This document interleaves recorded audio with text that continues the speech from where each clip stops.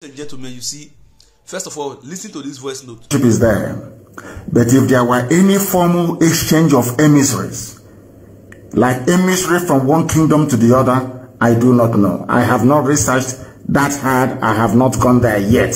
But I believe, let me tell you this, I believe that the key lies in Edo State. I don't know why I strongly believe that there is something about Idu, something about Igodomigodo. There is a relationship between the Igbos and the Yoruba people that will be found if we dig deeper. So it's not just for me, it's for everybody. We want everybody, every scholar, to go and keep digging deep into Benin Kingdom, how everything happened. Do you know why I'm saying this? Can you hear me? Is it there? You can hear me. Yes, the speaker went off. Do you know why I'm saying this? Okay. Do you know why I'm saying this? Yeah. Go on, sir. Because all the Obis we have a relationship with Benin Kingdom all the way to the Obi of Onitsha. Do you understand? You see, that's a voice note of Nnamdi Kanu trying to tell the Indigbo that he believes that the Biafra struggle or waiting to make Biafra get ahead now it dey inside Benin. Say it's in the Benin kingdom. There's something about Benin.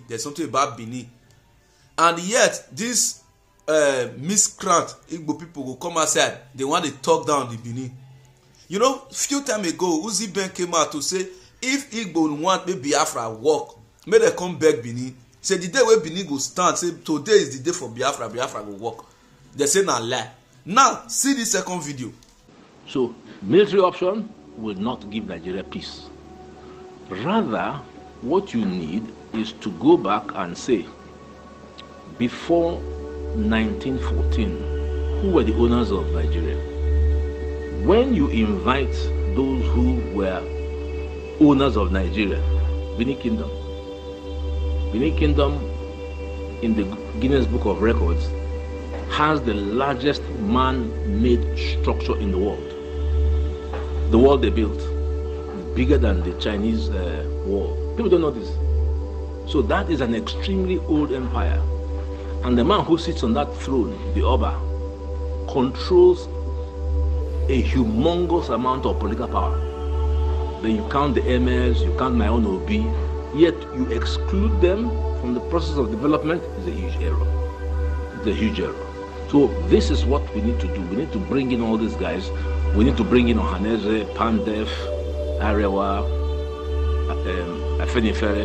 These are the people that will shape Nigeria and give us political peace for development. So that's the first point on governance, on political governance. This is a video of one of their emeritus, is a son in Nigeria, trying to say that who were the original owners of Nigeria. Then he went further to say that the Benin Empire, then he said the Benin monarch, which is the Oba of Benin, sitting on that throne, before he come mention the Arewa, the Obis and the rest of the people. You see, the reality is this. Our political leaders, our political elite, they know where the problem of Nigeria is. They know where and how to solve the problem of Nigeria.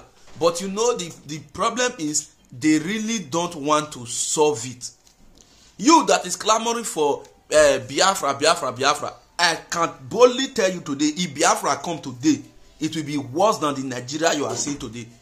Quote me anywhere, except say you don't have a foresight. The problem of Nigeria we are facing today is that Nigeria was laid on the wrong foundation by greedy people.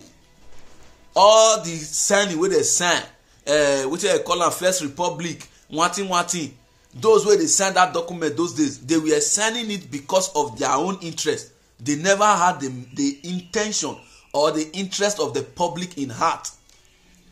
And which they call them, Nnamdi Azikiwe was one of them. Then the other one will bring Nigeria come together, say we must be one Nigeria. When everybody do regional government, they say no. They say we must do one Nigeria. Una sign one Nigeria finish because you people felt it was going to favor your own people more. That was the reason why una signed that document. Then at the end of the day, una dey collect now, una wan run. You see, Bible have said it, or there's a quote that say, a wicked man runneth when no man pursueth. Now so now go dey run, dey go. And people will continue to dey drag una, dey pursue una from every corner una dey. Because why? The greed wey dey una blood is too much. Greed. Greed for power, greed for riches, greed for influence. Everything about you guys is all about greed. But you see, the reasonable ones wey they say they know, like that judge or lawyer now wey speak, they know. The reasonable ones inside, they know where the truth is. And that's the reason why you cannot see them coming out to join in this your useless struggle. I just pray may God give all of you understanding. See the full video. Question number one. So, in Nigeria, do we want to be one? It's an assumption that we want to be. It's a terribly big and wrong assumption. Because when I went to Croatia, Croatia was part of the 6 countries that formed Yugoslavia. Right now they're doing very well. Macedonia is doing very well. Slovenia is doing very well. Slovakia is doing very well. So nothing says that we must be one country. Nothing.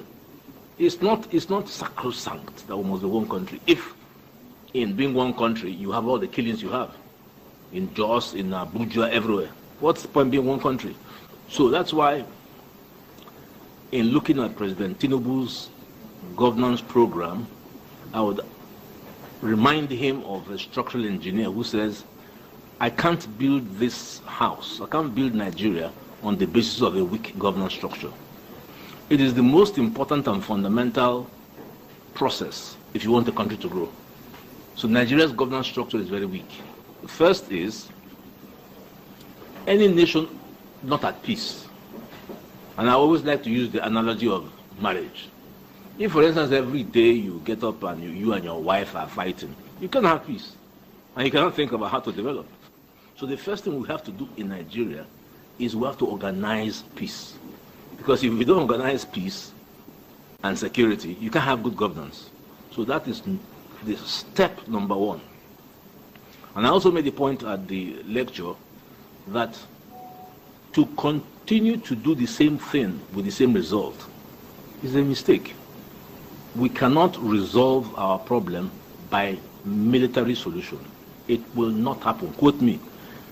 If we continue on this path to deploy the military, deploy resources, and I don't even know how much has been spent by the military in acquiring armaments, we can't win.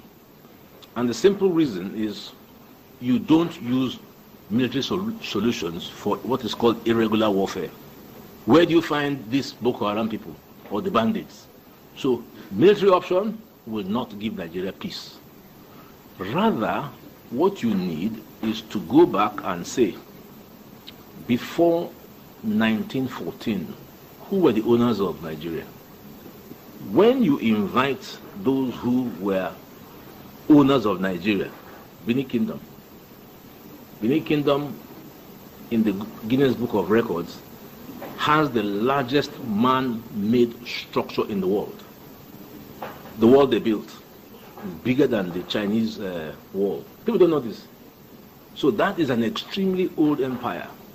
And the man who sits on that throne, the Oba, controls a humongous amount of political power. Then you count the emirs, you count my own OB, yet you exclude them from the process of development is a huge error. It's a huge error. So this is what we need to do. We need to bring in all these guys. We need to bring in Ohaneze, Pandef, Arewa, Afenifere.